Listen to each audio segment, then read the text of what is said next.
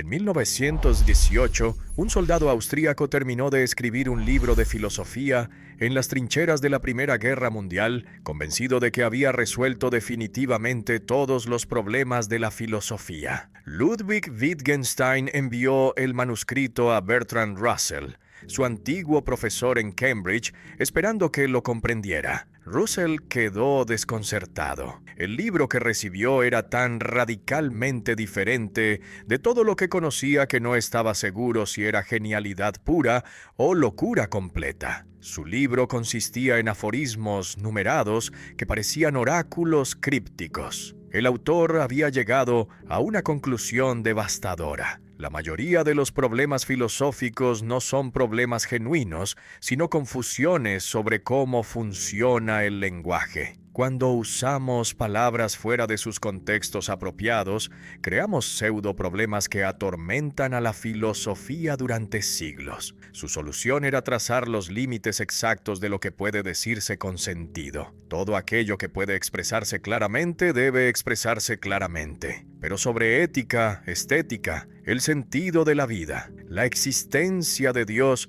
sobre todo lo que realmente importa, el lenguaje no puede decir nada. De lo que no se puede hablar, se debe callar. Habiendo resuelto la filosofía, el pensador abandonó Cambridge, regaló toda su fortuna heredada y se convirtió en maestro de escuela primaria en pueblos rurales de Austria. Pero décadas después, algo extraordinario sucedió. El libro que Wittgenstein publicó en 1921 consiste en 7 proposiciones principales numeradas que constituyen el esqueleto del sistema, mientras que el resto del texto son comentarios subordinados que las desarrollan. Esta estructura numerada refleja la ambición de presentar la filosofía como sistema lógico, donde cada proposición se deriva de las anteriores mediante necesidad conceptual. La proposición 1 es: el mundo es todo lo que es el caso. Esta afirmación aparentemente simple contiene toda la ontología que el libro necesita, porque define la realidad como totalidad de hechos, no como totalidad de cosas. El mundo no está hecho de objetos, sino de lo que ocurre, de estados de cosas que obtienen o no obtienen. La realidad está hecha de hechos atómicos, que son combinaciones elementales de objetos simples. Estos hechos atómicos son unidades últimas que no pueden dividirse en hechos más simples. Cuando analizas cualquier hecho complejo, eventualmente llegas a hechos atómicos que son fundamento último de la realidad. Los objetos simples que componen estos hechos son lo que debe existir para que haya posibilidad de representación. Wittgenstein no especifica qué son estos objetos simples porque la lógica no puede determinarlos. Solo puede mostrar que deben existir como condiciones de posibilidad de la representación lingüística. Esta vaguedad sobre lo que constituye los átomos lógicos es una de las debilidades del sistema que críticos señalaron inmediatamente. Lenguaje es la estructura del mundo mediante isomorfismo lógico entre proposiciones y hechos. Cada proposición con sentido es figura de un hecho posible que puede obtener o no obtener en la realidad. Esta relación de figuración no es similitud superficial como cuando pintura representa paisaje, sino identidad de forma lógica donde la estructura de la proposición reproduce la estructura del hecho que representa. La proposición muestra cómo las cosas están. Si es verdadera, entonces comprendes la proposición cuando sabes qué debe ocurrir para que sea verdadera. Esta comprensión no requiere que la proposición sea verdadera, solo requiere que captes qué situación representa. La teoría pictórica del significado que el Tractatus desarrolla afirma que la proposición es imagen lógica del hecho. Esta imagen no es copia física, sino proyección que comparte forma lógica con lo representado. Así como mapa representa territorio mediante convenciones que establecen correspondencia entre elementos del mapa y elementos del territorio, la proposición representa el hecho mediante nombres que corresponden a objetos simples. La totalidad de proposiciones verdaderas constituye descripción completa del mundo. Entonces, en principio podrías describir toda la realidad mediante lenguaje perfecto que hace explícita la forma lógica que el lenguaje ordinario oculta. La lógica muestra la estructura de posibilidad sin decir nada sobre contenido del mundo. Las verdades lógicas no informan sobre hechos, porque son tautologías que son verdaderas en todas las situaciones posibles. La proposición es, lloviendo o no está lloviendo, no te dice nada sobre el clima porque es necesariamente verdadera, independientemente de cómo esté el clima. Esta trivialidad de las tautologías es lo que las hace útiles para la lógica porque muestran estructuras sin añadir contenido empírico. Las contradicciones son igualmente vacías, siendo necesariamente falsas sin informar nada. Solo las proposiciones contingentes, que pueden ser verdaderas o falsas, según los hechos tienen contenido genuino. ¿Por qué Wittgenstein creyó que había resuelto todos los problemas de la filosofía mediante este sistema? Porque pensaba que había mostrado los límites de lo que puede decirse con sentido. Entonces, todo lo que excede estos límites es literalmente sin sentido. Los problemas tradicionales de la metafísica como la existencia de Dios, la inmortalidad del alma, la naturaleza del bien, todos quedan fuera de los límites del lenguaje significativo porque no son hechos que puedan representarse mediante proposiciones. Entonces, estos problemas no son difíciles de resolver, sino que son pseudo-problemas que surgen de malentendidos sobre cómo funciona el lenguaje. Una vez que entiendes los límites del lenguaje, los problemas se disuelven, no porque los hayas resuelto, sino porque reconoces que eran confusiones. La ambición del Tractatus era terminar con la filosofía mostrando que la hay. Mayoría de las cuestiones filosóficas tradicionales son resultado de uso ilegítimo del lenguaje. Wittgenstein escribe en el prefacio que considera haber resuelto los problemas esencialmente de manera definitiva. Esta confianza asombrosa refleja la creencia de que una vez que has trazado los límites correctamente, no hay más nada que hacer en filosofía, excepto aplicar esta comprensión disolviendo confusiones. Esta es filosofía como actividad terapéutica, no como construcción de teorías sobre la realidad. El filósofo no descubre nuevos hechos, sino que clarifica lo que ya sabíamos, pero expresábamos confusamente. Los lectores del Tractatus, incluyendo a Russell, que escribió la introducción frecuentemente, malinterpretaron el libro tomándolo como teoría metafísica sobre la naturaleza de la realidad y el lenguaje. Pero Wittgenstein insistía en que el libro mostraba algo que no podía decirse. Entonces, quien lo entendía correctamente debía reconocer que las proposiciones del libro mismo son sin sentido. Esta es paradoja central que hace el Tractatus tan difícil de interpretar. Si el libro tiene razón, entonces sus propias proposiciones son sin sentido porque intentan decir lo que solo puede mostrarse. Esta autodestrucción del sistema es característica distintiva que separa el Tractatus de tratados filosóficos tradicionales que afirman verdades que pretenden mantenerse. Los límites de mi lenguaje son los límites de mi mundo. Es proposición 5.6 del Tractatus que expresa idea central sobre relación entre lenguaje y realidad. Esta afirmación no es trivialidad sobre limitaciones prácticas de vocabulario, sino tesis profunda sobre cómo el lenguaje constituye lo que puede ser pensado. No puedes pensar lo que no puedes expresar en lenguaje porque el pensamiento mismo tiene estructura lógica que el lenguaje articula. Entonces, si algo no puede decirse, tampoco puede pensarse, entonces no es parte de tu mundo, en el sentido de lo que es accesible a ti como sujeto pensante. Esta identificación de límites del lenguaje con límites del mundo es lo que hace imposible hablar sobre lo que trasciende estos límites. Solo las proposiciones factuales que describen hechos posibles tienen sentido genuino según el criterio del Tractatus. Estas proposiciones son aquellas que pueden verificarse confrontándolas con la realidad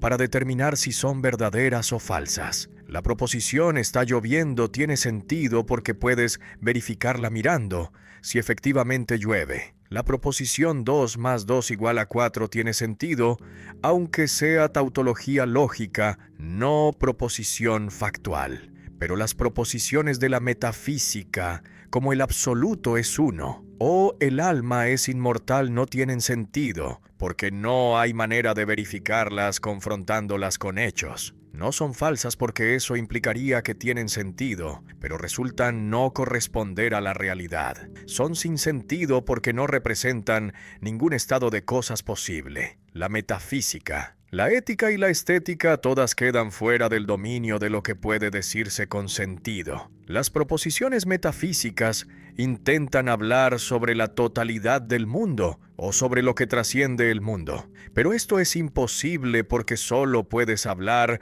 sobre hechos dentro del mundo, no sobre el mundo como totalidad. Las proposiciones éticas intentan decir qué es bueno o malo, pero el valor no es hecho en el mundo, sino algo que trasciende los hechos, entonces no puede expresarse en proposiciones factuales. Las proposiciones estéticas intentan decir qué es bello, pero la belleza tampoco es hecho verificable, sino cualidad que trasciende descripción factual. Todas estas áreas que tradicionalmente eran centrales para la filosofía quedan silenciadas por el criterio de sentido del Tractatus. Estas proposiciones sin sentido no son falsas como si fueran teorías equivocadas que podrían corregirse. Son literalmente sin sentido como si dijeras, el sábado es más pesado que el miércoles, que no es falso sino absurdo, porque combina palabras de manera que viola las reglas lógicas del lenguaje. La diferencia es que el sinsentido metafísico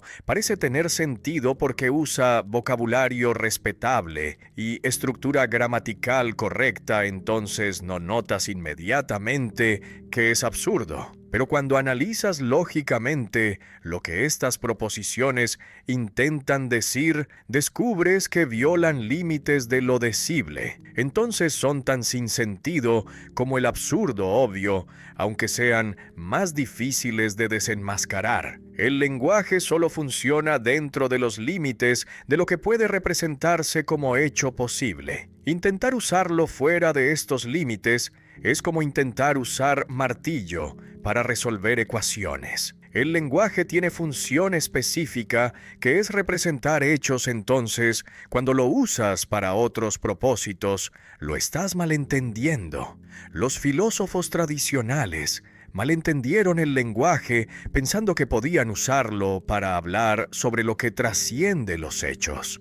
Esta confusión es fuente de todos los problemas filosóficos que se disuelven una vez que reconoces la confusión. La filosofía no necesita teorías nuevas, sino clarificación sobre cómo funciona el lenguaje que ya tenemos. ¿Por qué toda la filosofía tradicional es absurdo según el Tractatus? Porque intenta decir lo que solo puede mostrarse. La estructura lógica del lenguaje se muestra en las proposiciones mismas. No puede decirse mediante proposiciones sobre la lógica. Los intentos de la filosofía de formular teorías sobre la lógica, el lenguaje, la realidad son todos intentos de decir lo que solo puede mostrarse. Entonces son necesariamente sin sentido. Esta es conclusión radical que implica que el Tractatus mismo es sin sentido. Si intentas tomarlo como teoría que afirma verdades sobre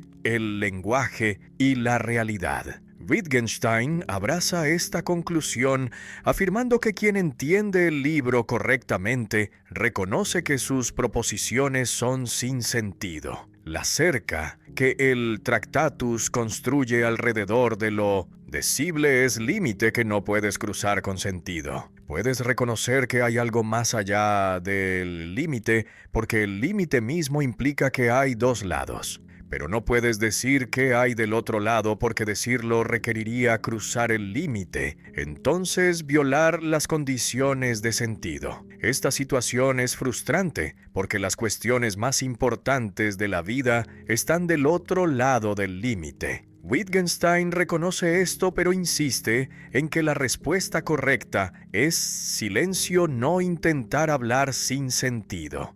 El silencio no es rendición, sino reconocimiento honesto de los límites del lenguaje que la filosofía tradicional no respetó. Sobre aquello de que no se puede hablar, debe guardarse silencio, es la proposición 7 que cierra el Tractatus. Esta es única proposición numerada que no tiene comentarios subordinados. Entonces funciona como conclusión final que resume toda la obra. La formulación es imperativa, no descriptiva, ordenando silencio sobre lo inefable, en lugar de simplemente observar que hay límites del lenguaje. Este carácter imperativo sugiere que Wittgenstein no está solo haciendo análisis lógico, sino también exhortación ética sobre cómo debemos relacionarnos con lo que trasciende el lenguaje. El silencio que ordena no es silencio por ignorancia,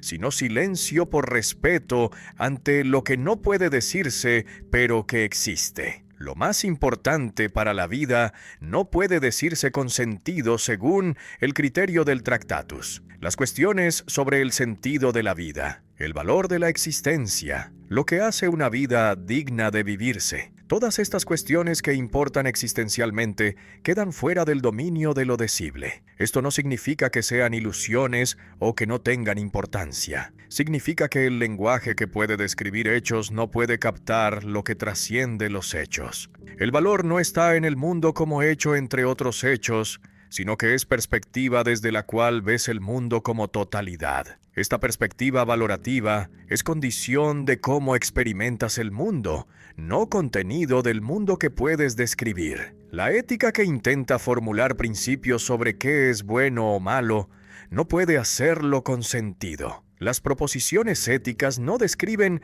hechos verificables, sino que expresan algo sobre valor que trasciende hechos. Cuando dices el asesinato es malo, no estás describiendo propiedad del asesinato que podrías observar como observas que la nieve es blanca. Estás expresando actitud valorativa que no corresponde a hecho en el mundo. Entonces, las proposiciones éticas son sin sentido literal, aunque tengan importancia práctica enorme. Esta es paradoja que Wittgenstein reconoce pero no resuelve porque la resolución requeriría decir lo que solo puede mostrarse. El valor y el sentido de la vida están fuera del mundo de los hechos, entonces no pueden discutirse mediante proposiciones factuales. El mundo considerado como totalidad de hechos es indiferente al valor, siendo simplemente lo que es sin ser bueno o malo. El valor entra cuando sujeto toma perspectiva sobre el mundo, juzgándolo desde posición que trasciende los hechos. Esta trascendencia del sujeto valorante es lo que hace imposible captar el valor en proposiciones que describen hechos. El valor no es objeto en el mundo, sino modo de relacionarte con el mundo como totalidad. Esta es intuición mística que Wittgenstein tiene pero que no puede articular sin violar sus propios criterios de sentido. Lo místico existe pero no cabe en palabras, porque las palabras solo pueden representar hechos, no lo que trasciende los hechos. Lo místico no es conjunto de hechos sobrenaturales que la ciencia no descubrió todavía. Es dimensión de la experiencia donde sientes que el mundo como totalidad tiene significado que trasciende los hechos particulares que contiene. Esta sensación de que hay algo más que no puede decirse es lo que Wittgenstein llama místico. No es experiencia religiosa en sentido tradicional, sino reconocimiento de límites del lenguaje factual y de que lo más importante está más allá de estos límites. La filosofía tradicional intentó hablar sobre lo místico convirtiéndolo en metafísica, pero esto traiciona lo místico reduciéndolo a teoría. La distinción entre mostrar y decir es fundamental para entender qué puede expresarse y qué debe quedarse en silencio. La lógica se muestra en la estructura de las proposiciones, pero no puede decirse mediante proposiciones sobre la lógica. El valor se muestra en cómo vives, pero no puede decirse mediante proposiciones sobre el valor. Lo místico se muestra en la experiencia de que el mundo existe como totalidad significativa, pero no puede decirse mediante proposiciones metafísicas. Esta distinción implica que hay modos de comunicación que no son proposicionales. Entonces, la filosofía que se limita a proposiciones pierde la mayor parte de lo importante. Pero Wittgenstein no desarrolla teoría o alternativa de comunicación no proposicional, porque eso violaría el silencio que ordena. ¿Por qué escribir libro entero para llegar a conclusión de que debes callarte? Esta es paradoja que el mismo Wittgenstein reconoce pero que considera necesaria. El libro usa lenguaje para mostrar los límites del lenguaje, entonces debe usar lenguaje de manera que eventualmente reconoces como sin sentido. Esta es estrategia pedagógica, donde el libro funciona como escalera que usas para subir y que luego descartas. Sin el libro no podrías ver los límites, entonces necesitas recorrer el camino, aunque el destino sea reconocer que el camino mismo era ilusorio. Esta es filosofía que se autodestruye conscientemente, no como fracaso, sino como éxito que muestra lo que intentaba mostrar. El paradoja de la última proposición es que ordena silencio usando lenguaje. Entonces parece violarse a sí misma. Si debes guardar silencio sobre lo inefable, entonces la proposición que lo ordena también es sobre lo inefable, entonces debería callarse.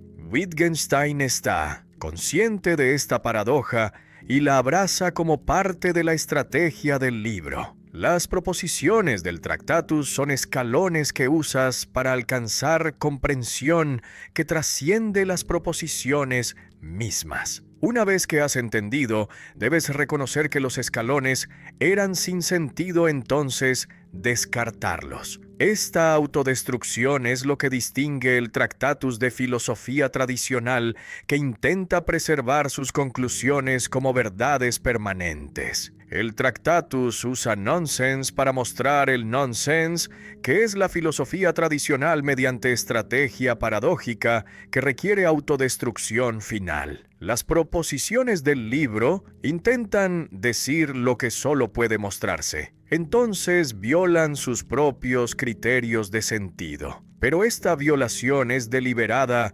no accidental, porque Wittgenstein necesita usar lenguaje filosófico para llevar al lector a posición desde la cual puede ver los límites del lenguaje. Una vez que alcanzas esta posición, debes reconocer que las proposiciones que te llevaron allí eran sin sentido, entonces descartarlas. Esta es filosofía que conscientemente se suicida después de cumplir su función terapéutica. Al final del libro, Wittgenstein dice explícitamente que quien lo entiende reconoce sus proposiciones como sin sentido cuando después de haber subido por ellas, las supera. Esta es la famosa metáfora de la escalera que usas para subir y que luego debes tirar. La escalera te permite alcanzar perspectiva elevada desde la cual ves correctamente la relación entre lenguaje y realidad. Pero una vez que has alcanzado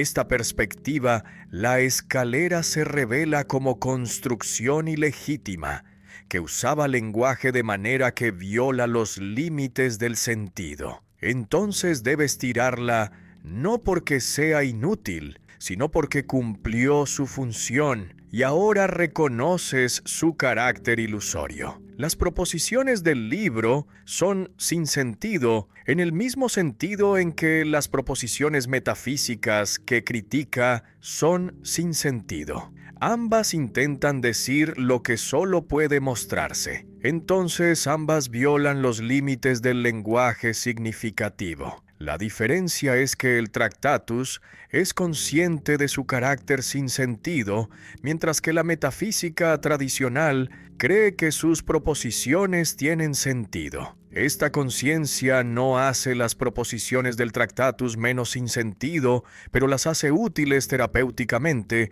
porque te llevan a reconocer el problema que la metafísica no ve. Es como usar veneno para curar envenenamiento, donde necesitas el veneno mismo para neutralizar el veneno que ya tienes. Estas proposiciones deben superarse, no olvidarse, porque la superación requiere haberlas entendido primero. No puedes simplemente ignorar el libro como si no dijera nada importante.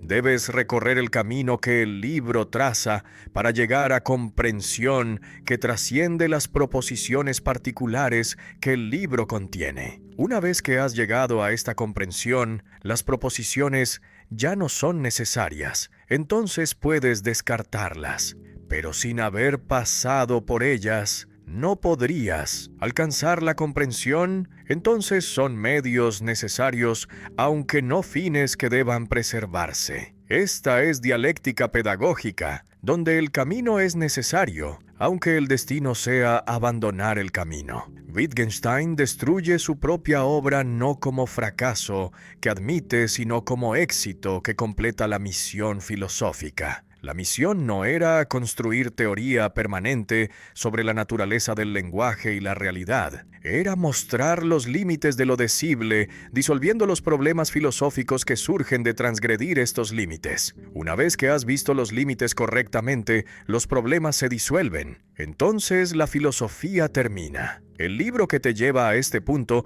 debe autodestruirse porque si intentara preservarse como teoría, estaría transgrediendo los mismos límites que intentó mostrar. La autodestrucción es coherencia, no contradicción.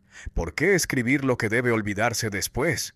Porque no puedes alcanzar la comprensión correcta sin pasar por el proceso de construcción y destrucción. Es como aprender a andar en bicicleta donde necesitas ruedas de entrenamiento al principio, pero luego las quitas cuando aprendiste el balance. Las ruedas eran necesarias para aprender, pero una vez que aprendiste se vuelven obstáculos. Del mismo modo, las proposiciones del Tractatus son necesarias para aprender a ver correctamente los límites del lenguaje, pero una vez que aprendiste se vuelven obstáculos si las preservas como doctrinas. La filosofía es proceso terapéutico, no acumulación de verdades. La autodestrucción filosófica que el Tractatus ejemplifica es gesto radical sin precedente en la historia de la filosofía. Los filósofos tradicionalmente intentaban construir sistemas permanentes que capturaran verdades eternas sobre la realidad. Incluso los escépticos que cuestionaban posibilidad del conocimiento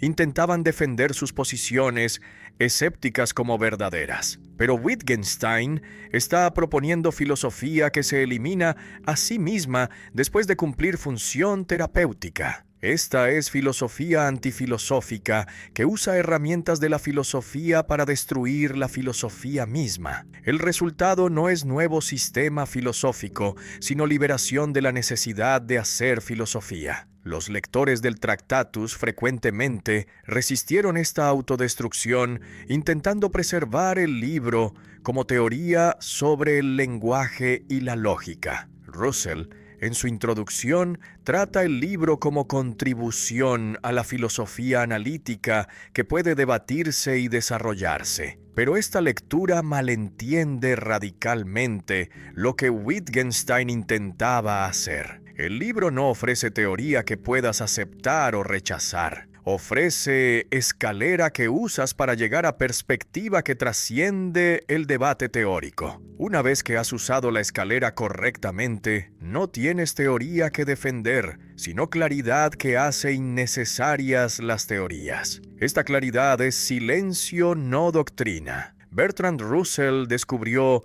a Wittgenstein cuando éste llegó a Cambridge en 1911 como estudiante de ingeniería que quería estudiar lógica. Russell era en ese momento la figura dominante en la filosofía analítica, habiendo publicado con Whitehead los Principia Mathematica, que intentaban fundamentar las matemáticas en la lógica.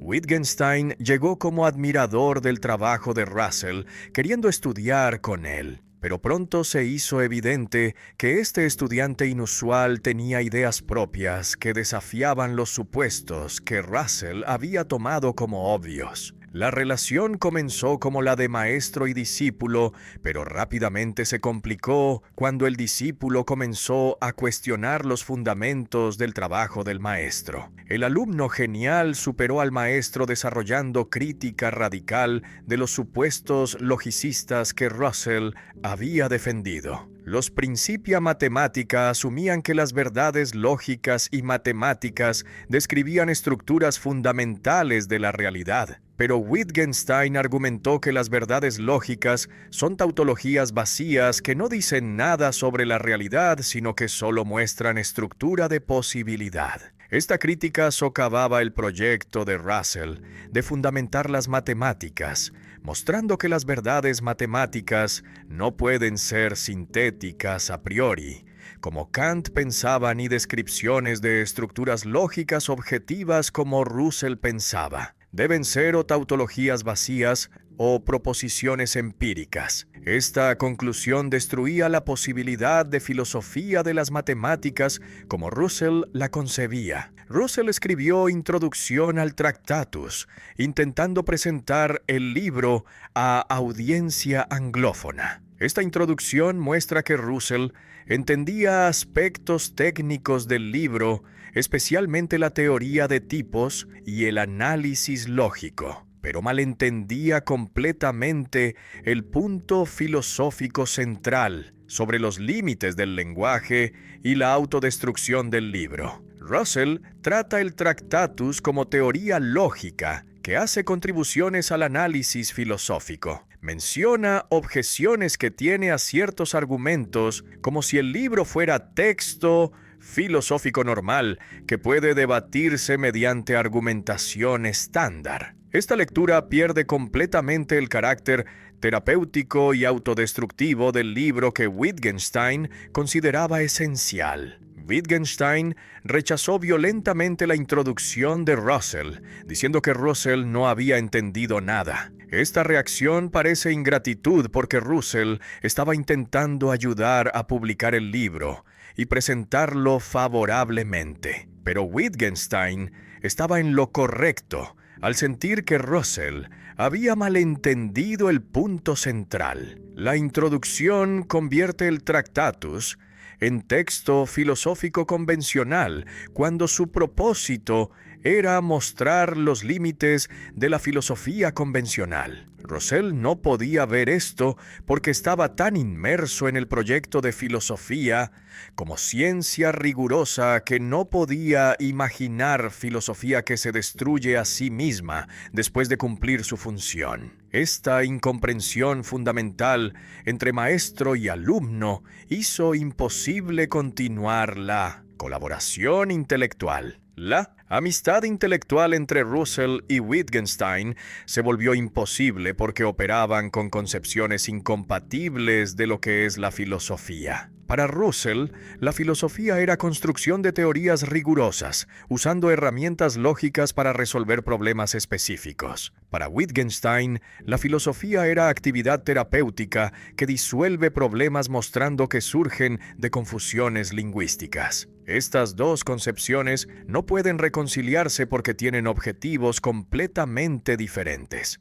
Russell quería construir mientras Wittgenstein quería destruir. Russell quería teorías permanentes, mientras Wittgenstein quería claridad que hace teorías innecesarias. Esta diferencia fundamental hacía imposible el diálogo productivo, aunque ambos usaran herramientas lógicas similares. ¿Por qué los genios frecuentemente no se comprenden mutuamente? Porque el genio opera con intuiciones que trascienden lo que puede articularse explícitamente. Entonces, dos genios con intuiciones diferentes no pueden comunicarse mediante argumentación convencional. Russell tenía intuición de que las matemáticas revelan verdades necesarias sobre estructuras abstractas.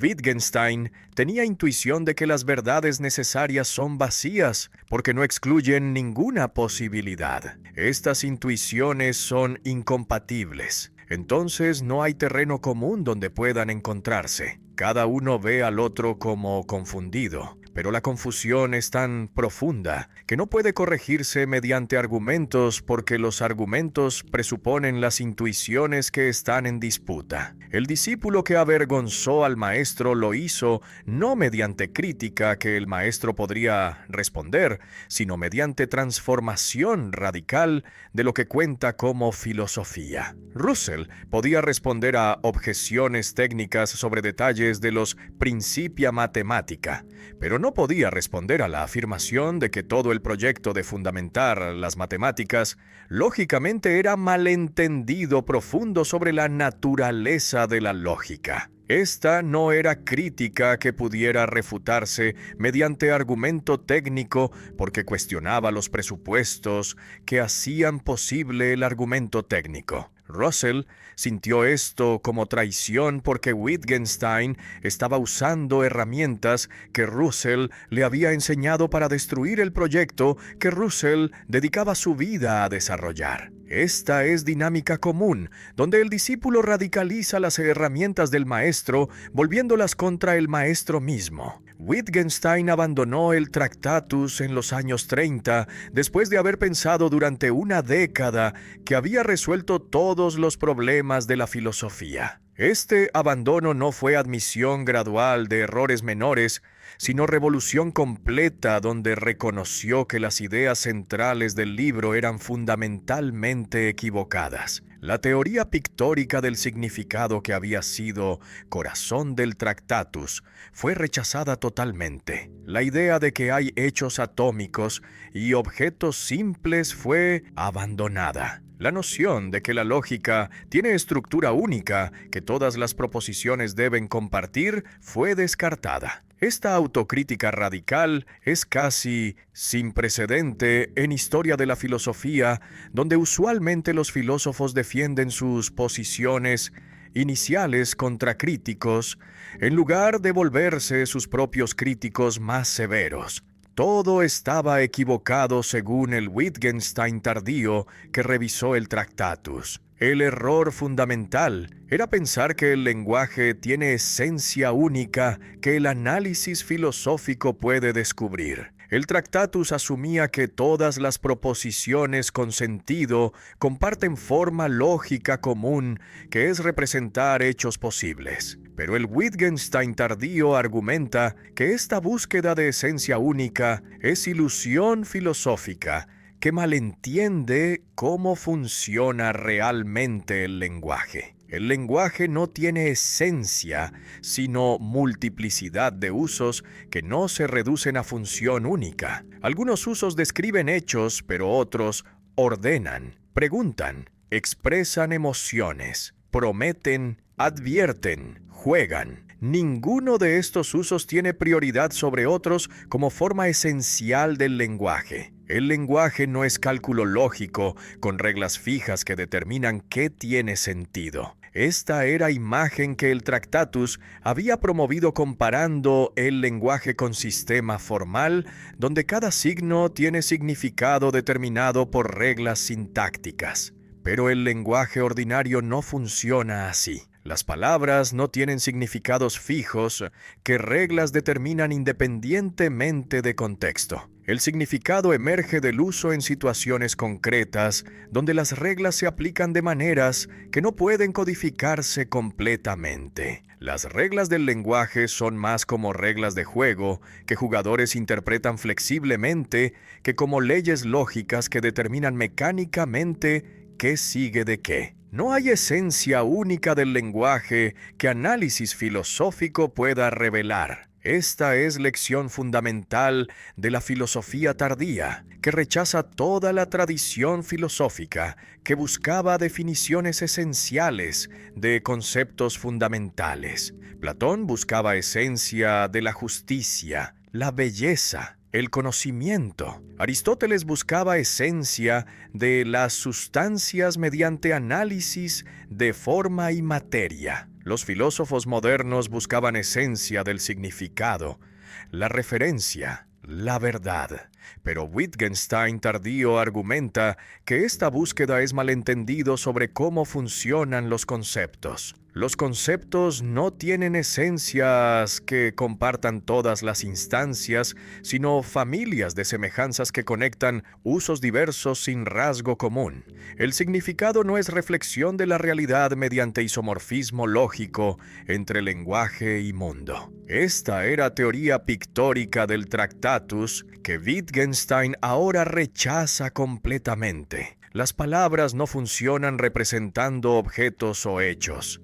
Funcionan siendo herramientas que usamos en prácticas sociales. La palabra silla no funciona representando objeto, silla, sino funcionando en contextos donde queremos sentarnos, describir muebles, dar órdenes sobre arreglar habitación. Este funcionamiento práctico es lo que da significado a la palabra no correspondencia con objeto. El significado está en el uso, no en la representación. ¿Por qué Wittgenstein destruyó su propia obra maestra reconociendo que estaba fundamentalmente equivocada? Porque tenía honestidad intelectual extraordinaria que lo hacía capaz de reconocer errores profundos en lugar de defenderlos obstinadamente. Muchos filósofos se aferran a posiciones que desarrollaron jóvenes defendiéndolas contra todas las críticas, pero Wittgenstein tenía capacidad rara de ver sus propios errores con claridad despiadada. Esta capacidad vino parcialmente de su personalidad obsesiva que no toleraba autoengaño, pero también vino de su concepción de la filosofía como actividad terapéutica, no como construcción de teorías. Si la filosofía es terapia, entonces debes estar dispuesto a abandonar herramientas que ya no funcionan, en lugar de preservarlas por lealtad. La autocrítica radical que caracteriza a transición de Wittgenstein temprano a tardío es modelo de integridad intelectual. La mayoría de filósofos que cambian de posición lo hacen gradualmente, presentando cambios como desarrollos naturales que preservan continuidad. Pero Wittgenstein presentó cambio como ruptura radical, donde reconoció que las ideas centrales de su trabajo anterior eran errores profundos. Esta honestidad es rara porque requiere humildad que admite haber invertido años en proyecto equivocado, pero también es liberadora porque permite comenzar de nuevo sin cargar peso de defender posiciones pasadas. Esta libertad de autocrítica es lo que permitió a Wittgenstein desarrollar filosofía tardía que es tan original como el Tractatus, aunque completamente diferente. El lenguaje es como caja de herramientas que contiene instrumentos diversos para propósitos diferentes, no como sistema uniforme con esencia única. Esta metáfora de la caja de herramientas reemplaza la imagen del Tractatus, donde el lenguaje era cálculo lógico con reglas fijas. En la caja de herramientas encuentras martillo, destornillador, sierra, cinta métrica, cada uno con función específica que no comparte esencia común con los demás, excepto ser útil para construcción. Del mismo modo, en el lenguaje encuentras palabras que ordenan, describen, preguntan, prometen, maldicen, cada una con función específica que no comparte esencia común con las demás, excepto ser parte de prácticas comunicativas. Cada palabra es herramienta diferente, que funciona en contextos específicos. Entonces, no puedes entenderla buscando referencia única que nombra. La palabra mesa funciona en contextos donde queremos sentarnos a comer, describir muebles, dar instrucciones sobre decoración. La palabra dolor funciona en contextos donde expresamos sufrimiento, pedimos ayuda, describimos síntomas médicos. Estos funcionamientos son tan diferentes que buscar significado único que todas las instancias compartan es malentendido sobre cómo funcionan las palabras. El significado no es cosa que palabra tiene, sino uso, que palabra cumple en prácticas concretas. Ordenar, describir, preguntar y maldecir son juegos de lenguaje diferentes, sin esencia común. Cuando ordenas que cierres la puerta, estás usando lenguaje de manera completamente diferente a cuando describes que la puerta está cerrada. La orden no es verdadera ni falsa porque no representa hecho que obtiene o no obtiene. Es movimiento en práctica social donde alguien con autoridad hace que otro actúe. La descripción puede ser verdadera o falsa porque representa hecho.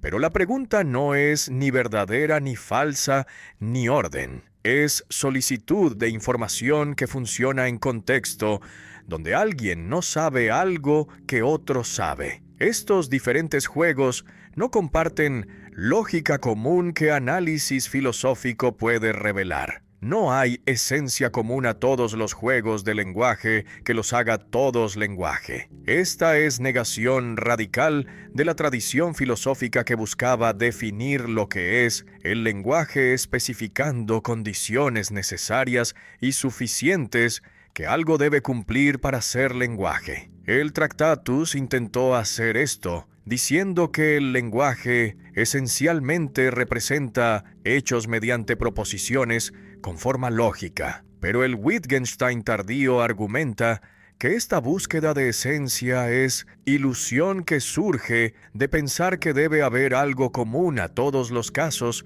que llamamos lenguaje, pero frecuentemente agrupamos cosas bajo concepto común sin que haya rasgo único que todas compartan. El concepto de juego mismo no tiene definición única que especifique qué tienen en común todos los juegos. Cuando intentas definir juego, encuentras que diferentes juegos comparten diferentes características sin que haya característica que todos compartan. Algunos juegos como ajedrez tienen reglas fijas, otros como juegos infantiles tienen reglas flexibles. Algunos como fútbol tienen competición, otros como solitario no tienen oponente. Algunos como póker tienen azar, otros como damas son puramente estratégicos. Estos juegos forman familia sin esencia común. Lo mismo ocurre con el lenguaje donde diferentes prácticas comunicativas forman familia sin esencia, que define qué es el lenguaje.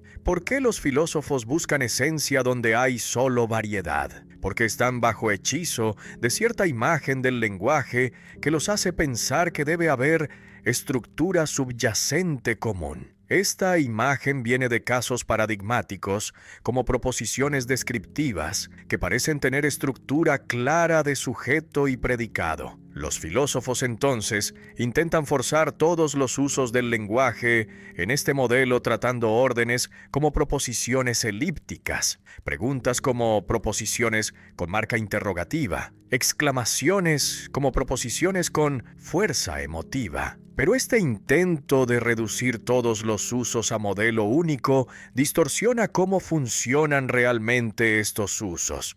Debes mirar cómo funcionan, no imponer teorías sobre cómo deberían funcionar. La multiplicidad irreductible del lenguaje es lo que hace imposible construir teoría general del significado. Las teorías filosóficas del significado intentan especificar qué hace que palabras tengan significado proporcionando condiciones que todas las palabras significativas deben cumplir. Pero esta empresa es malentendido porque asume que hay condiciones comunes cuando realmente hay solo semejanzas familiares. Las palabras significativas forman red de usos superpuestos sin esencia común. Algunos usos refieren a objetos, otros expresan estados mentales, otros realizan acciones sociales, otros juegan con sonidos. Estos usos diversos no pueden capturarse en teoría unificada sin distorsionar lo que realmente ocurre cuando usamos el lenguaje. Los juegos de lenguaje no son sistemas cerrados con reglas completamente especificadas. Son prácticas abiertas que evolucionan mediante uso que introduce variaciones y extensiones. Las reglas del lenguaje son más como costumbres que leyes. Puedes seguirlas sin poder articularlas explícitamente. Puedes modificarlas gradualmente mediante uso creativo que otros aceptan o rechazan. Esta apertura del lenguaje hace imposible codificarlo completamente en sistema formal como el Tractatus intentaba hacer. El lenguaje vivo siempre excede cualquier formalización porque es práctica social que se adapta a circunstancias cambiantes. No, estructura fija que análisis puede capturar definitivamente. El significado de una palabra es su uso en el lenguaje, no la cosa que nombra ni la idea que representa. Esta es fórmula central de la filosofía tardía de Wittgenstein, que invierte toda la tradición filosófica sobre el significado. La tradición desde Platón había pensado que las palabras significan mediante relación de denominación donde palabra nombra cosa u objeto. Esta es imagen natural que funciona bien para nombres propios como María o sustantivos concretos como mesa, pero colapsa cuando intentas aplicarla a palabras como, sin embargo, quizás, que obviamente no nombran cosas. Entonces la tradición inventó entidades abstractas como significados o ideas que estas palabras supuestamente representan. Pero Wittgenstein argumenta que toda esta teorización es innecesaria. Solo necesitas observar cómo usamos estas palabras en prácticas concretas. No preguntes por el significado de una palabra, sino observa su uso en contextos diversos. Esta es instrucción metodológica que reemplaza análisis conceptual tradicional. Los filósofos tradicionalmente preguntaban, ¿qué es X?, intentando encontrar definición que captura esencia de X. Pero esta pregunta asume que X tiene esencia. ¿Qué definición puede capturar? Wittgenstein te dice que abandones esta búsqueda y simplemente mires cómo funciona la palabra X en situaciones concretas. Si quieres entender qué significa saber, no busques esencia del conocimiento, sino observa en qué situaciones decimos que alguien sabe algo. ¿Qué papel cumple esta atribución en nuestras prácticas? ¿Cómo se relaciona con otras palabras como creer, estar seguro, poder explicar? Las palabras no apuntan a cosas como flechas que señalan objetos. Esta es imagen que el realismo semántico promueve, tratando la referencia como relación fundamental entre lenguaje y mundo. Pero la mayoría de palabras no funcionan refiriendo a objetos. La palabra pero no refiere a nada sino que conecta oraciones de cierta manera. La palabra ojalá no refiere sino que expresa actitud hacia posibilidad. Incluso palabras que parecen referir como rojo no funcionan principalmente mediante referencia, sino mediante rol que cumplen en juegos de lenguaje donde identificamos, distinguimos, combinamos colores. La referencia es caso especial de uso, no esencia del significado. Las palabras funcionan en prácticas sociales donde cumplir papel específico. Cuando dices lo prometo, no estás describiendo estado mental, sino realizando acto que crea obligación. Cuando dices buenos días, no estás haciendo afirmación sobre calidad del día, sino ejecutando ritual de saludo. Cuando dices jaque mate, no estás describiendo posición de ajedrez, sino declarando final de juego. Estos usos muestran que las palabras funcionan haciendo cosas, no solo representando cosas. La teoría representacional del significado que dominó la filosofía del lenguaje pierde completamente esta dimensión performativa donde usar lenguaje es actuar, no solo describir. El contexto determina completamente qué significa usar palabra en ocasión particular. La palabra banco significa institución financiera en ciertos contextos y asiento en otros. Pero esta ambigüedad no es problema que requiere postular dos significados diferentes que palabra tiene intrínsecamente. La palabra funciona diferentemente en contextos diferentes, y eso es todo lo que hay. No necesitas entidad adicional llamada significado que palabra transporta de contexto a contexto. El contexto no selecciona entre significados preexistentes, sino que constituye cómo palabra funciona en esa ocasión. Esta es diferencia sutil pero importante que elimina necesidad de teoría del significado. ¿Por qué la filosofía busca esencias escondidas detrás del uso superficial? Porque está bajo hechizo de imagen que debe haber mecanismo que explica cómo funciona el lenguaje. Los filósofos piensan que el uso observable es solo superficie, que esconde estructura profunda que análisis debe revelar. Pero Wittgenstein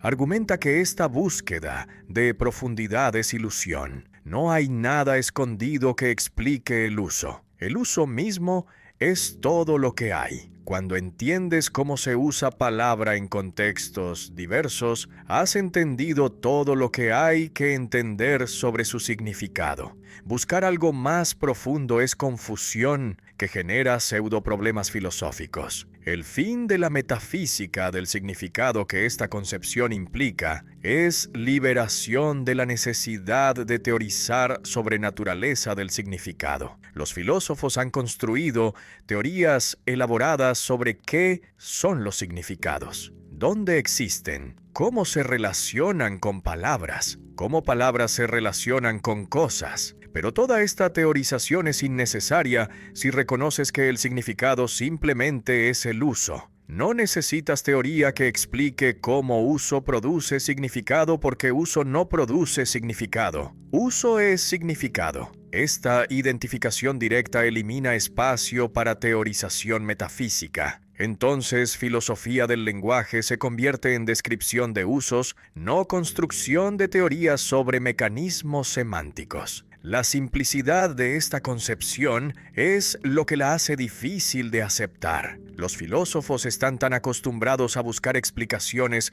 profundas que les parece que simplemente observar el uso no puede ser suficiente. Debe haber más que eso, pero Wittgenstein insiste en que esta expectativa de profundidad es exactamente la confusión que debe disolverse. La filosofía no necesita explicaciones profundas, sino recordatorios de lo obvio. Sabemos cómo usar el lenguaje, pero nos confundimos cuando intentamos teorizar sobre este uso. La terapia filosófica consiste en traernos de vuelta a lo que ya sabíamos, pero que teorización filosófica nos hizo olvidar. Cada persona tiene caja con escarabajo dentro que nadie más puede ver. Esta es situación que experimento del pensamiento de Wittgenstein plantea para mostrar que sensaciones privadas no pueden ser lo que da significado a palabras sobre sensaciones. Supón que cada persona tiene caja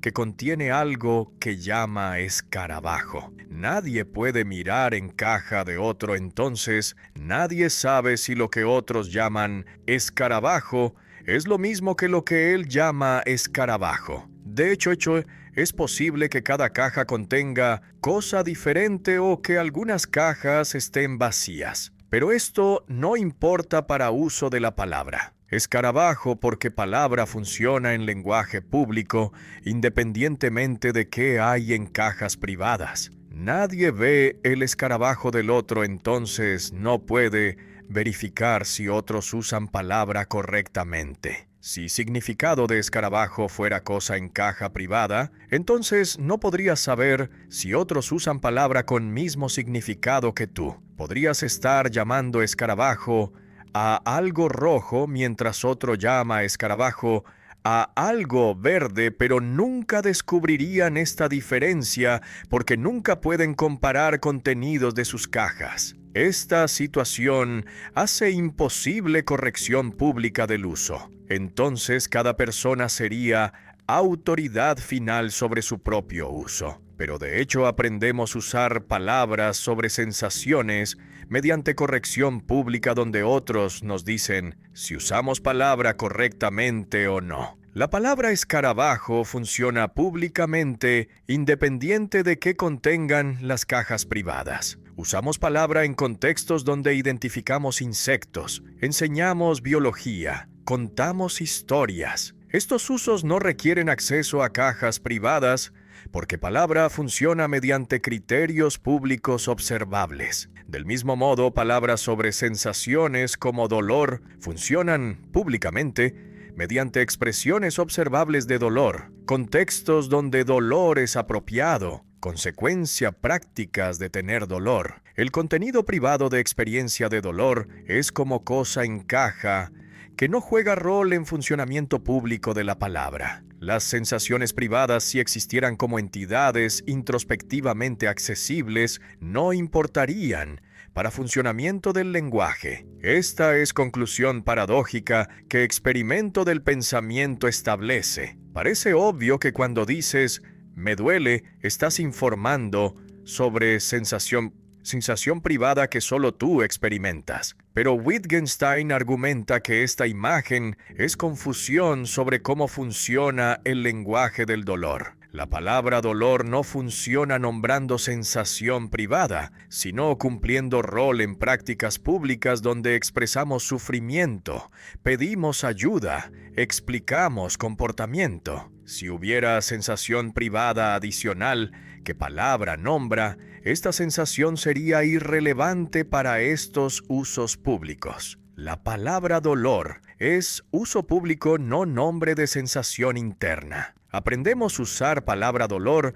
no mediante introspección que revela esencia de sensación, sino mediante entrenamiento donde adultos nos enseñan reemplazar llanto con palabra. El niño que se lastima llora y el adulto dice «te duele», enseñándole a asociar palabra con situación. Gradualmente el niño aprende a usar palabra en contextos apropiados mediante corrección pública. Este aprendizaje no requiere que niño identifique sensación privada que palabra nombra. Requiere solo que niño aprenda a usar palabra en situaciones que comunidad reconoce como apropiadas. El uso correcto es lo que comunidad acepta, no lo que corresponde a sensación privada. ¿Por qué el lenguaje privado que solo hablante entiende es imposible? Porque el lenguaje requiere criterios públicos de corrección que distinguen uso correcto de incorrecto. Si inventas lenguaje privado donde palabras nombran sensaciones privadas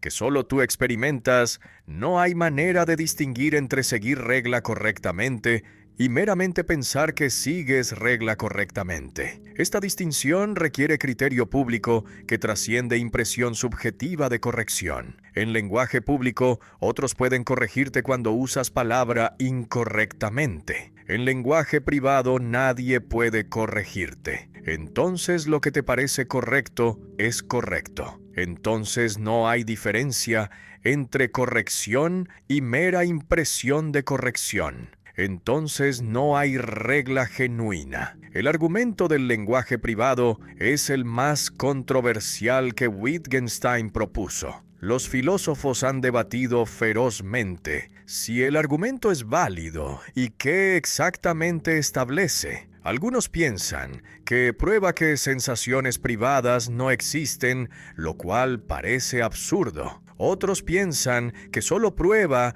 que no podemos nombrar sensaciones privadas mediante lenguaje, lo cual parece más modesto. Otros piensan que solo prueba que no podemos tener lenguaje completamente privado, pero que podemos nombrar sensaciones en lenguaje público. Wittgenstein mismo no es completamente claro sobre qué exactamente quiere establecer, pero la intuición central es que el significado requiere criterios públicos. Entonces no puede basarse en acceso privado a sensaciones. Las consecuencias del argumento van mucho más allá del caso de sensaciones. Si lenguaje requiere criterios públicos, entonces toda filosofía que comienza con certeza privada del sujeto sobre sus propios estados mentales está fundamentalmente equivocada. Descartes comenzó con certeza del cogito pensando que conocimiento de mis propios pensamientos es fundamento indubitable. Pero si lenguaje del pensamiento requiere criterios públicos, entonces no puedo tener conocimiento privado privilegiado de mis pensamientos. Esta es revolución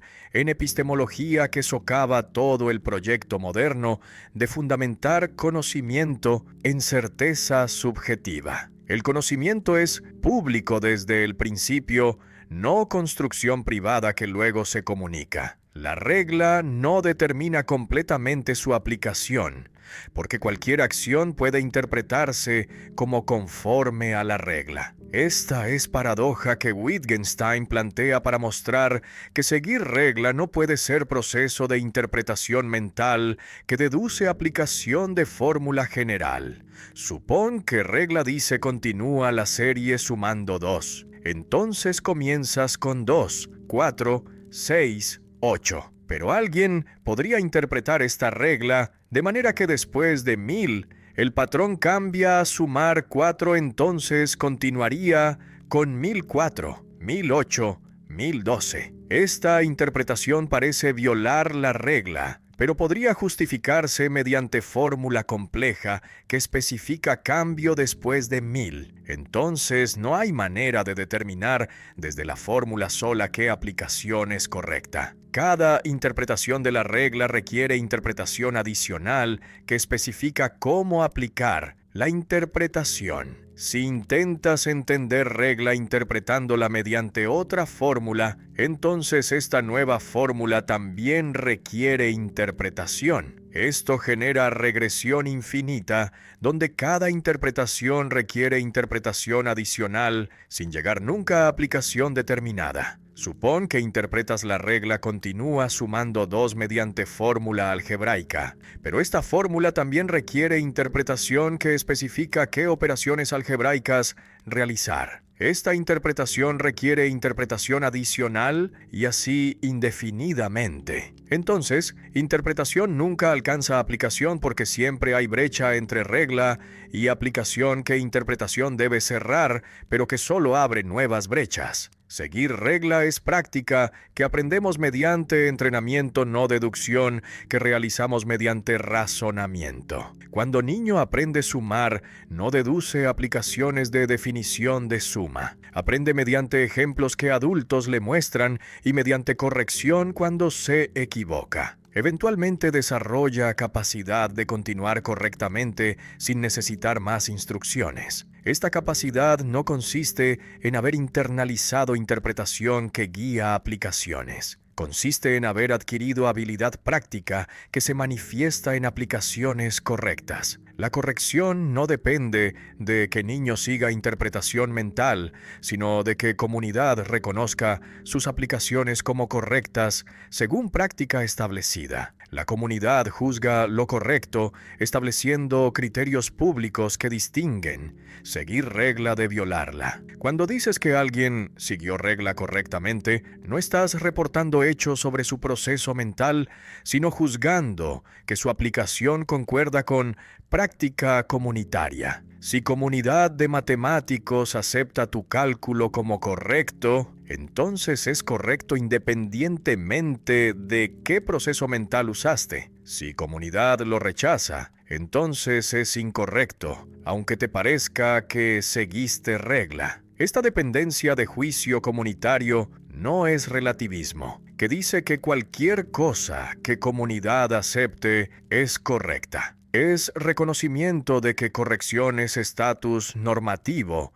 que comunidad otorga no propiedad intrínseca de acción independiente de reconocimiento social. No hay fundamento último que justifica por qué seguimos reglas de cierta manera. Eventualmente las justificaciones se agotan y solo puedes decir así es como hacemos, así es como aprendimos. Cuando niño pregunta por qué 2 más 2 es 4, puedes explicar mediante ejemplos concretos. Pero si continúa preguntando por qué esos ejemplos son correctos, eventualmente no tienes más justificación que ofrecer, excepto esto es lo que llamamos sumar. Esta falta de justificación última no es defecto que requiere remediarse mediante fundamento más profundo. Es reconocimiento de que las prácticas son últimas porque no descansan en fundamento que las justifica, sino que constituyen el espacio donde justificación es posible. ¿Por qué las reglas funcionan en la práctica si no tienen fundamento que las justifica completamente? Porque no necesitan fundamento para funcionar. Las reglas funcionan cuando comunidad las sigue de manera coordinada manteniendo acuerdo suficiente en aplicaciones. Este acuerdo no es acuerdo en opiniones sobre cómo aplicar reglas, sino acuerdo en forma de vida que hace posible seguir reglas sin necesitar justificaciones en cada caso. Cuando jugadores de ajedrez siguen reglas del juego, no necesitan teoría que justifica por qué estas reglas son correctas. Simplemente las siguen porque eso es lo que constituye jugar ajedrez. Las reglas funcionan mediante práctica compartida, no mediante fundamento teórico. El abismo bajo la práctica que este análisis revela es vertiginoso porque muestra que nuestras prácticas más fundamentales no descansan en justificación racional. Los matemáticos siguen reglas de cálculo. Los hablantes siguen reglas gramaticales, los razonadores siguen reglas lógicas, pero estas reglas no tienen justificación última que las funda. Están simplemente ahí como prácticas que aprendimos y que funcionan mientras comunidad las mantiene. Esta falta de fundamento no es escepticismo que cuestiona validez de las prácticas. Es descripción de cómo las prácticas realmente funcionan sin fundamento metafísico que las garantiza. El abismo no socava las prácticas, sino que muestra su carácter contingente como formas de vida que adoptamos sin necesitar justificación última. El paradoja de la interpretación no es problema que requiere solución, sino confusión que requiere disolución. El problema surge cuando piensas que seguir regla debe consistir en interpretar regla mentalmente y luego deducir aplicación de interpretación. Esta imagen genera paradoja porque interpretación nunca determina aplicación sin interpretación adicional. Pero la solución no es encontrar interpretación privilegiada que no requiere interpretación adicional. La solución es abandonar imagen de que seguir regla es interpretar regla. Seguir regla es práctica que manifiestas en aplicaciones correctas, no proceso mental de interpretación que guía aplicaciones. Una vez que ves esto, la paradoja se disuelve,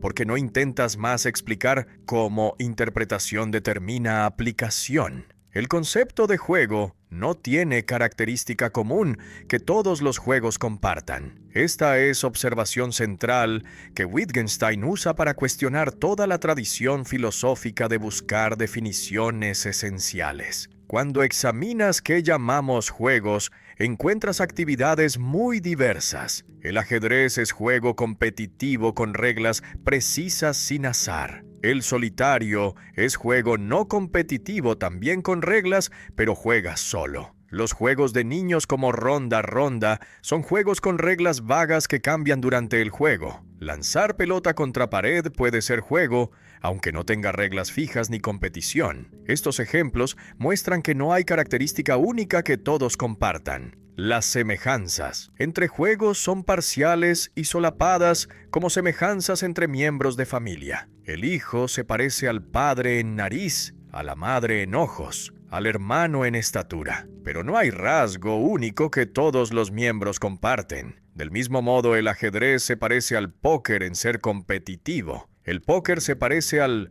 solitario en usar cartas. El solitario se parece a rompecabezas en ser actividad solitaria. Pero no hay rasgo que ajedrez, póker, solitario y rompecabezas compartan todos. Las semejanzas forman red, donde cada elemento se conecta con vecinos mediante rasgos compartidos, pero no hay rasgo que red entera comparte. Los juegos son como miembros de familia que comparten rasgos solapados sin esencia común. Esta imagen de semejanzas familiares reemplaza modelo platónico donde todos los miembros de categoría participan en forma única. Platón pensaba que todos los juegos participan en forma del juego que define qué es esencialmente ser juego. Pero Wittgenstein argumenta que esta forma no existe. Lo que unifica los juegos no es esencia compartida, sino red de semejanzas que los conecta mediante múltiples hilos. Algunos hilos conectan ciertos juegos. Otros hilos conectan otros juegos, pero no hay hilo único que atraviesa todos los juegos. No hay esencia única que define qué es juego, sino multiplicidad de criterios solapados. Algunos juegos son competitivos, pero otros no. Algunos tienen reglas fijas, pero otros no. Algunos requieren habilidad, pero otros son puramente azar. Algunos son diversión, pero otros son serios. Ninguno de estos criterios es necesario. Entonces no puedes definir juego mediante condiciones necesarias. Ninguna combinación de criterios es suficiente porque siempre puedes imaginar actividad que cumple criterios, pero que no llamarías juego. Entonces, búsqueda de definición mediante condiciones necesarias y suficientes fracasa porque concepto simplemente no tiene esta estructura. Los conceptos no tienen bordes rígidos que separan claramente casos que pertenecen de casos que no pertenecen. Hay casos centrales que son paradigmas del concepto y casos periféricos que son dudosos. El ajedrez es paradigma de juego, pero ¿es juego la guerra? Tiene aspectos de juego como estrategia y competición, pero tiene consecuencias serias que juegos típicamente no tienen. Esta vaguedad no es defecto que mejores definiciones podría eliminar. Es característica normal de conceptos que usamos sin problema en la vida ordinaria, solo cuando filósofos exigen definiciones precisas. La vaguedad se vuelve problemática, pero el problema no está en los conceptos, sino en demanda filosófica de precisión que conceptos ordinarios no necesitan. ¿Por qué los filósofos exigen definiciones precisas cuando conceptos ordinarios funcionan bien sin ellas? Porque están bajo hechizo de imagen que conceptos deben tener esencias que análisis puede revelar. Esta imagen viene de casos como triángulo que tiene definición precisa mediante condiciones necesarias y suficientes. Los filósofos entonces piensan que todos los conceptos deben tener esta estructura, y cuando no la encuentran, piensan que deben analizar más profundamente. Pero Wittgenstein argumenta que esta expectativa es malentendido sobre cómo funcionan los conceptos. Muchos conceptos funcionan mediante semejanzas familiares sin esencias definibles.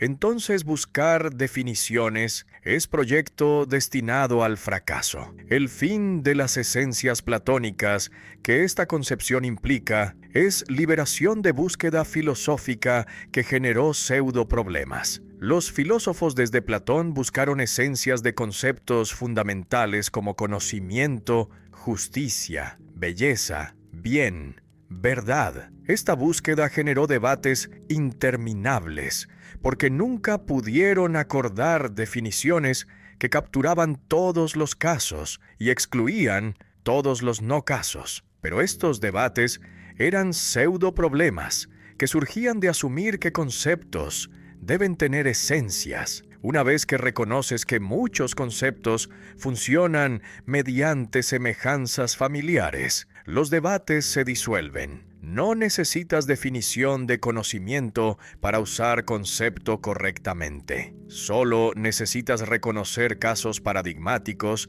y casos relacionados mediante semejanzas. La propuesta de Wittgenstein no es que todos los conceptos carecen de definiciones precisas. Conceptos técnicos en matemáticas y ciencias tienen definiciones precisas porque científicos las estipulan, pero conceptos ordinarios que usamos en vida cotidiana típicamente carecen de definiciones precisas funcionando mediante semejanzas familiares. La filosofía que exige precisar estos conceptos mediante análisis está distorsionando cómo realmente funcionan. La tarea de la filosofía no es precisar conceptos, sino describir cómo los usamos, reconociendo su estructura familiar. Esta es terapia que nos libera de demanda de precisión que genera confusión filosófica. El lenguaje está enraizado en formas de vida que son patrones de actividad compartidos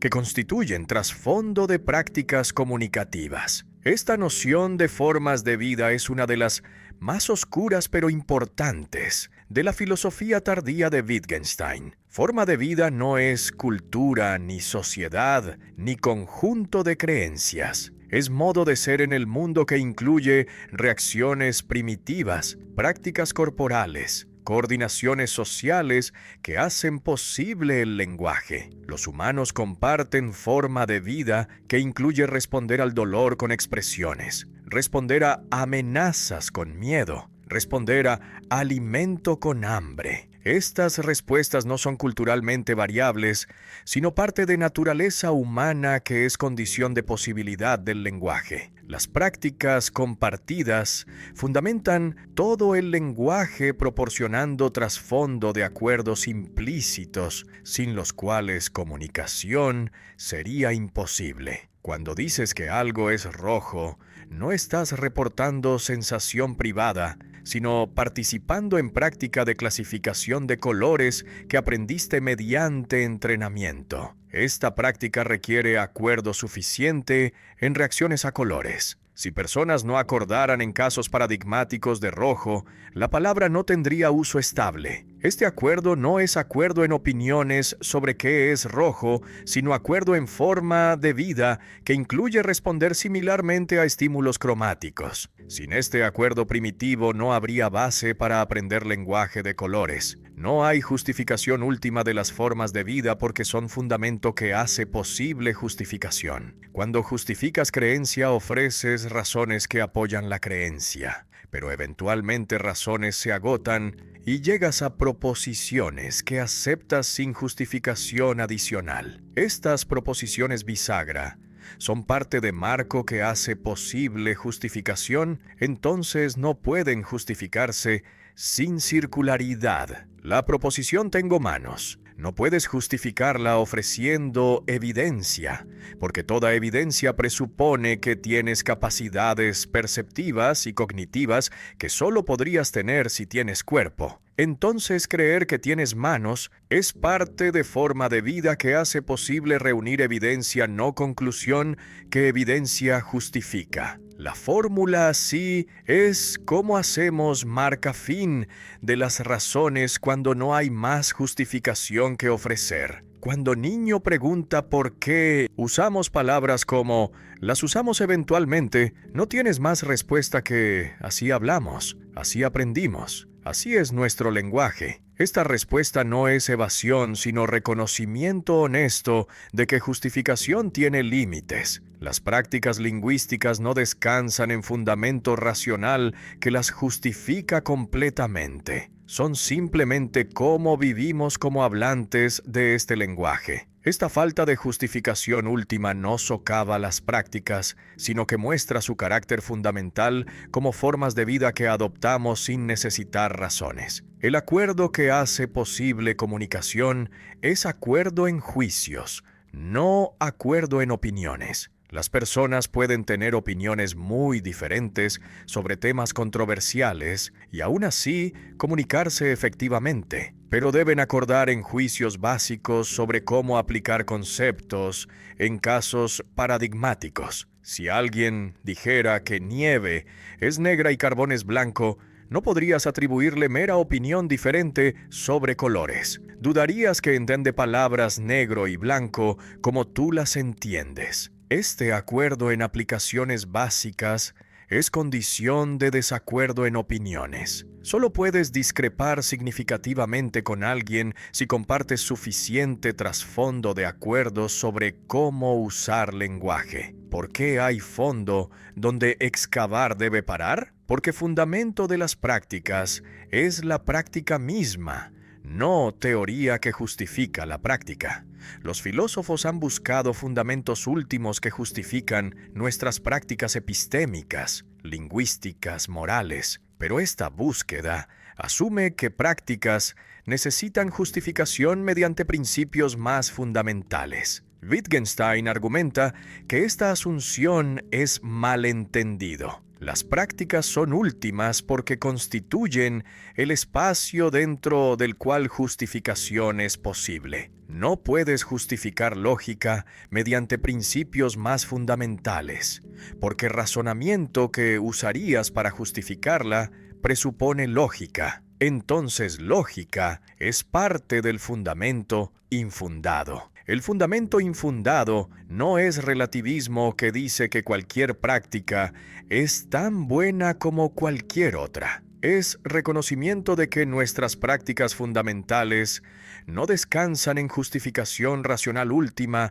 pero tampoco son arbitrarias. Son formas de vida que heredamos, que aprendemos mediante entrenamiento, que mantenemos mediante acuerdo implícito en aplicaciones. Este acuerdo es factual, no normativo. No es que debamos acordar, sino que de hecho acordamos suficientemente para que prácticas funcionen. Si no acordáramos las prácticas, colapsarían, pero no porque violáramos norma racional, sino porque perderíamos coordinación social que las sostiene. La noción de forma de vida es respuesta de Wittgenstein al problema del fundamento que atormentó epistemología moderna. Descartes buscó fundamento indubitable en certeza del cogito.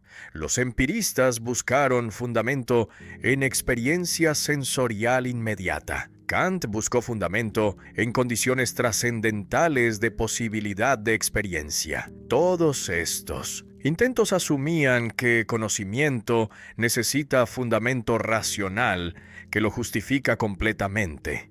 Pero Wittgenstein argumenta que esta búsqueda es malentendido. El fundamento no es proposición indubitable, ni experiencia inmediata, ni condición trascendental. Es forma de vida, que es práctica compartida, que hace posible lenguaje y conocimiento sin ser ella misma justificable mediante razones.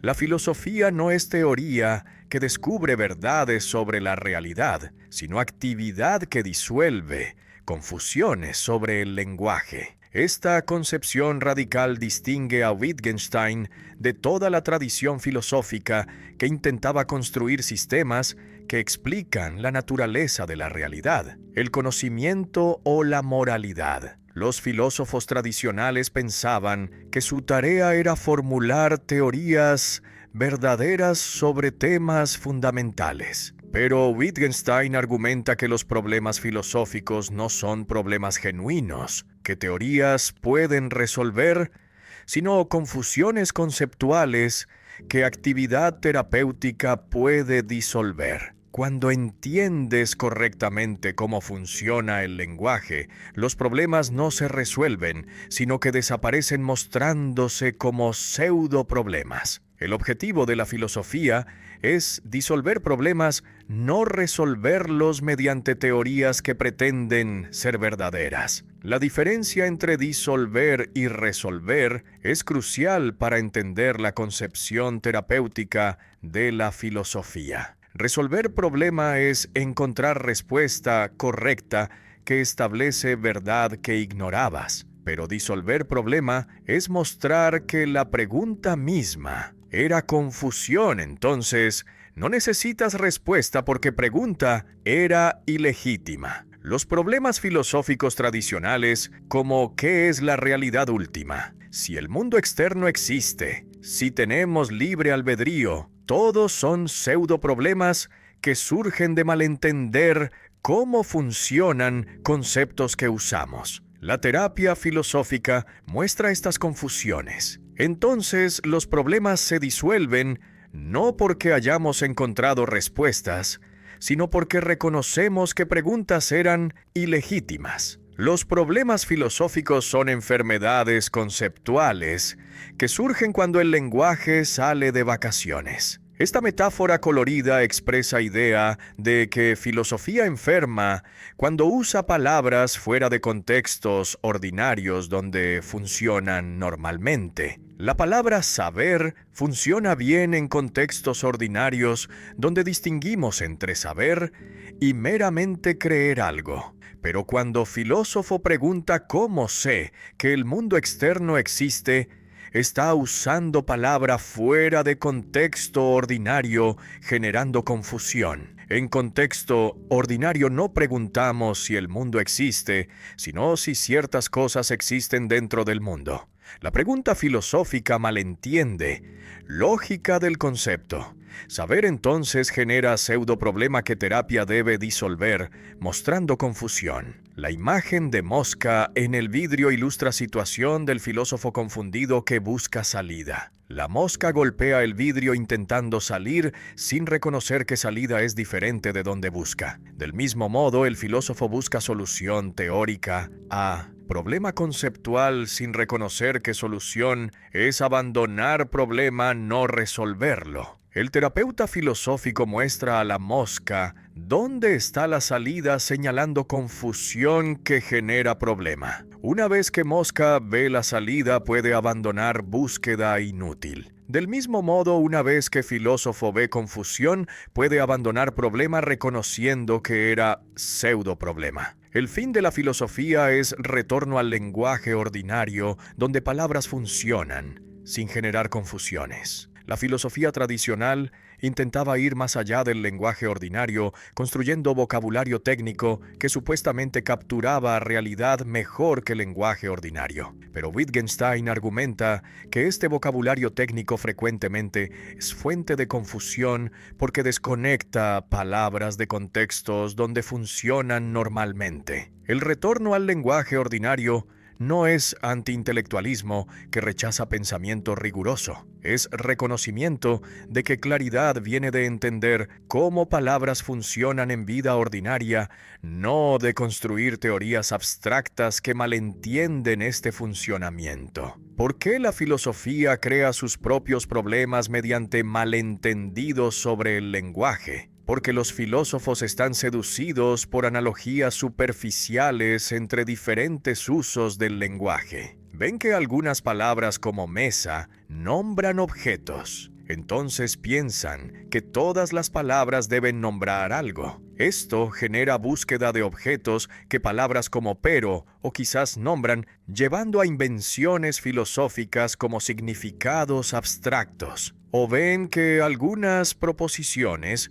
como está lloviendo, describen hechos, entonces piensan que todas las proposiciones deben describir hechos. Esto genera confusión sobre proposiciones éticas, estéticas, matemáticas que no describen hechos, pero que filósofos intentan forzar en modelo descriptivo. Estas generalizaciones ilegítimas son fuente de pseudoproblemas que terapia debe disolver. El fin de la filosofía tradicional que esta concepción terapéutica implica es liberación de la necesidad de hacer filosofía. Si problemas filosóficos son confusiones, entonces una vez que disuelves confusiones, no necesitas más filosofía. Alcanzas paz filosófica donde ya no estás atormentado por preguntas que parecían profundas, pero que eran confusiones. Esta paz no es ignorancia, que no reconoce problemas genuinos. Es claridad que distingue problemas genuinos que ciencia puede investigar de pseudo problemas que filosofía generaba mediante confusión. Los problemas sobre estructura del átomo son genuinos, entonces física los investiga. Los problemas sobre qué es la realidad última son pseudo problemas, entonces terapia los disuelve. La resistencia a concepción terapéutica es fuerte, porque los filósofos no quieren aceptar que problemas a los que dedicaron carreras son confusiones. Es más gratificante pensar que trabajas en problemas profundos que teorías pueden resolver que aceptar que trabajas en confusiones que terapia puede disolver. Pero Wittgenstein insiste en que honestidad intelectual requiere reconocer cuando estás confundido, en lugar de defender confusión como si fuera profundidad. Esta honestidad es difícil porque requiere humildad de admitir que problemas que parecían importantes eran ilusiones. Pero la liberación que trae es valiosa porque permite dedicar energía intelectual a problemas genuinos, en lugar de perseguir pseudo problemas que nunca pueden resolverse porque no son problemas reales. El último libro que Wittgenstein escribió, titulado Sobre la certeza, desarrolla crítica de escepticismo mostrando límites de la duda. Los escépticos desde Descartes habían argumentado que puedes dudar de todo, incluyendo la existencia del mundo externo, porque tus experiencias podrían ser sueños o ilusiones. Pero Wittgenstein argumenta que esta duda universal es incoherente porque la duda misma presupone certezas que no pueden dudarse. Cuando dudas que algo es cierto, debes estar seguro de muchas otras cosas para que la duda tenga sentido. Si dudas absolutamente de todo, entonces la duda misma pierde sentido, porque no tienes marco estable que hace posible distinguir lo dudoso de lo cierto. No puedes dudar coherentemente que tienes manos porque esta proposición es parte del marco que hace posible la duda. Cuando dudas que objeto en mesa es manzana, presupones que tienes ojos que ven, manos que podrían tocar el objeto, capacidad de distinguir manzanas de otras frutas. Si dudas que tienes manos, entonces dudas de las capacidades perceptivas que hacen posible identificar objetos, entonces la duda sobre la manzana pierde sentido. La proposición tengo manos no es conclusión empírica que evidencia justifica. Es parte del trasfondo que hace posible reunir evidencia. Entonces no puede ser objetivo de duda que evidencia podría resolver. Algunas proposiciones funcionan como bisagras del sistema sobre las cuales gira todo lo demás. Esta metáfora de bisagras expresa idea de que ciertas proposiciones no son afirmaciones empíricas que pueden verificarse, sino condiciones de posibilidad de verificación. La proposición, la Tierra existe, hace más de 5 minutos. No es hipótesis que evidencia apoya. Es bisagra que hace posible usar evidencia, porque toda evidencia sobre historia requiere que la Tierra haya existido antes del presente. Si dudas esta proposición, entonces socavas posibilidad de usar memoria o registros históricos como evidencia, entonces pierdes capacidad de verificar cualquier afirmación sobre el pasado. La duda presupone certezas que funcionan como trasfondo indudable que hace posible el juego de lenguaje de dudar. Cuando juegas juego de lenguaje de investigación científica, que implica formular hipótesis y verificarlas mediante evidencia, presupones muchas certezas sobre confiabilidad de instrumentos, testimonio de colegas, continuidad del mundo. Estas certezas no son hipótesis que verificas antes de comenzar investigación. Son condiciones de posibilidad de investigación. Entonces no pueden ser objetivos de investigación sin circularidad. El juego del lenguaje de la duda tiene reglas que incluyen estas certezas. Entonces no puedes dudar las certezas sin abandonar el juego. El juego del lenguaje de la duda tiene límites que el escéptico no reconoce. Descartes intentó dudar de todo, incluyendo la existencia de su cuerpo, pensando que esta duda universal lo llevaría a fundamento indubitable del conocimiento. Pero Wittgenstein argumenta que esta duda es vacía porque no funciona como duda genuina dentro de juego de lenguaje.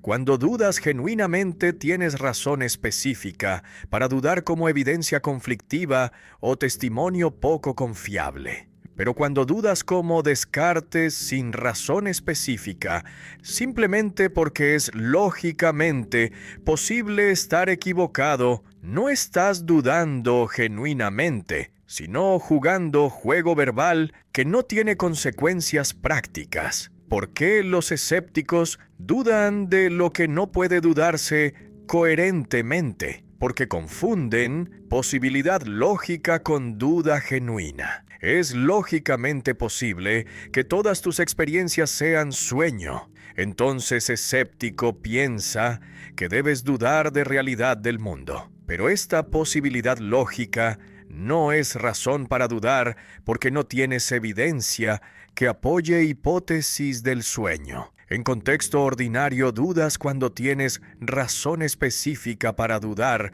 no simplemente porque algo es lógicamente posible. El escéptico está usando palabra dudar fuera de contexto ordinario, entonces genera confusión filosófica que terapia debe disolver, mostrando que esta duda no funciona como duda genuina. El fundamento de la duda es certeza, no duda. Entonces, duda universal que escéptico propone es incoherente. Esta inversión de la imagen cartesiana es central para crítica de Wittgenstein al escepticismo. Descartes pensaba que debes dudar de todo hasta encontrar certeza indubitable que funda conocimiento. Pero Wittgenstein argumenta que esto invierte orden real. Comienzas con certezas que heredas de forma de vida que aprendiste. Entonces, dudas específicas emergen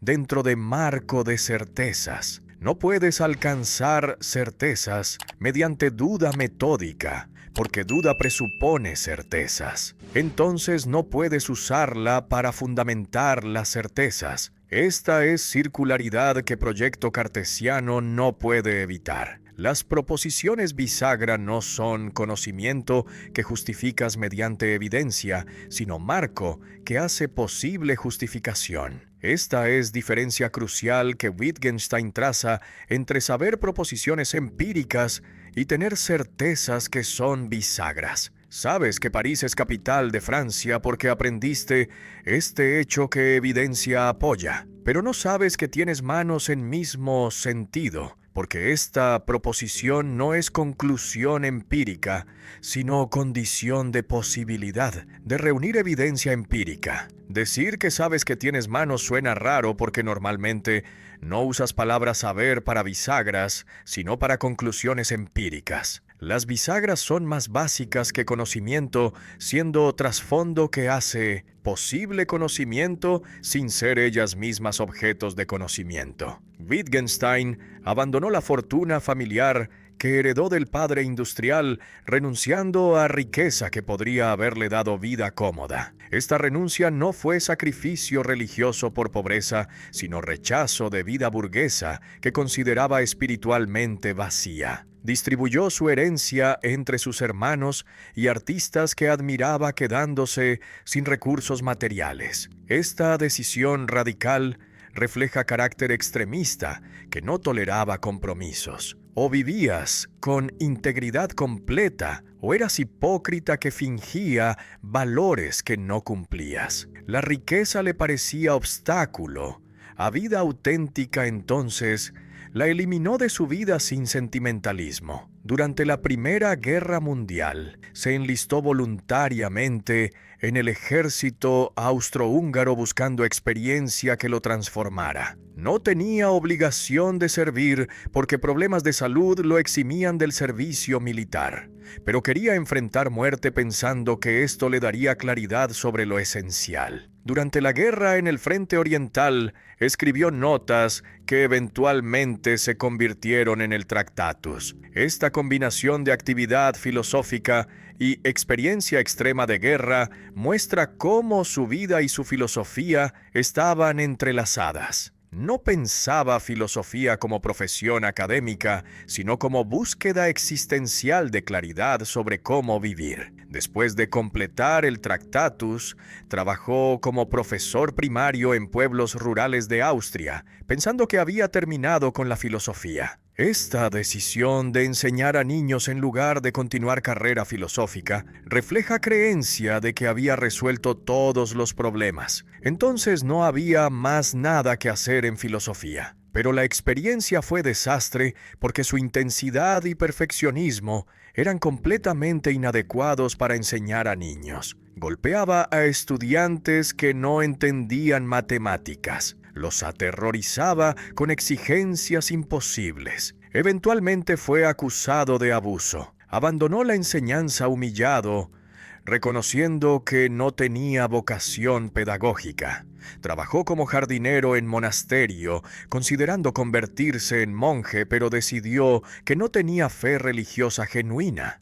Esta búsqueda espiritual muestra el lado religioso de su carácter, aunque rechazaba dogmas de religión organizada. Admiraba figuras religiosas como San Agustín y Kierkegaard que luchaban con fe, pero reconocía honestamente que no podía creer en Dios en sentido tradicional, entonces sería hipocresía fingir vocación religiosa. Esta honestidad brutal consigo mismo era característica que aplicaba tanto a vida personal como a trabajo filosófico. No toleraba autoengaño, entonces no podía refugiarse en fe que no tenía genuinamente. Diseñó casa para su hermana colaborando con arquitecto Paul Engelmann, creando edificio de austeridad extrema. La casa en Kunmangasse en Viena refleja estética minimalista, que valoraba pureza de líneas sin decoración superflua. Cada detalle fue calculado con precisión obsesiva, incluyendo altura exacta de puertas que ajustó múltiples veces hasta conseguir proporción correcta. Esta obsesión con precisión era misma que aplicaba a filosofía, donde cada palabra debía ser exactamente correcta. La casa fue proyecto terapéutico que le permitió canalizar perfeccionismo en actividad práctica durante período donde no estaba haciendo filosofía. El retorno a Cambridge fue reluctante porque consideraba vida académica artificial, pero amigos como Frank Ramsey lo convencieron de que debía continuar filosofía. Russell lo invitó a regresar entonces. En 1929 volvió a Cambridge, donde eventualmente se convirtió en profesor, pero nunca se adaptó completamente a vida académica, sintiéndose fuera de lugar en rituales y conversaciones